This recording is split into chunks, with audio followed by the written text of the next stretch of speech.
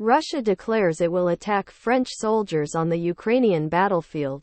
On May 8, Russian Foreign Ministry spokesperson Maria Zakharova declared that if President Macron sends French troops to Ukraine, they will be considered legitimate targets by the Russian military.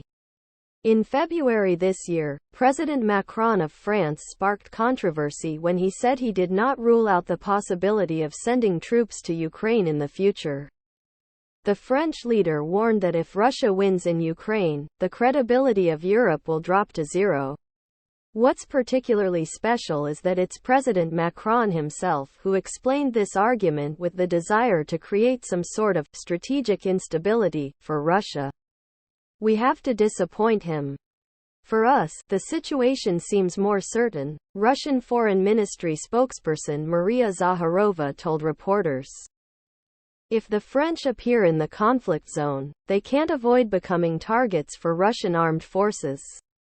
I think Paris has evidence of this, said Maria Zakharova. At the same time, Kremlin spokesman Dmitry Peskov emphasized that NATO's intervention on the ground in Ukraine would be extremely dangerous, and Moscow is closely monitoring discussions on this issue. Last weekend, Mr. Macron reiterated the idea of sending troops to Ukraine. In an interview with The Economist, he said Paris could consider sending troops if Russia crosses the front line, and if Ukraine requests additional forces. Mr. Macron believes that the strategic objective is to try to contain the Russian military so that Moscow does not win in Ukraine. However, this idea has met with reactions from members of the North Atlantic Treaty Organization, NATO, such as Italy, Hungary, Slovakia, and the United Kingdom.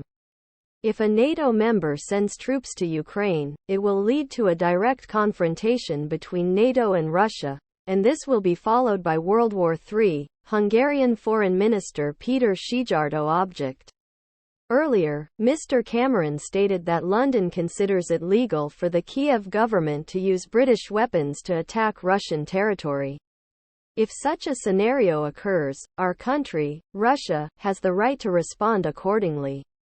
This means considering targets as facilities of the UK located in Ukraine and beyond the borders of Ukraine, including military bases, weapons, warned the Russian spokesperson. The Russian Foreign Ministry representative described the statement by British Foreign Secretary David Cameron as insane.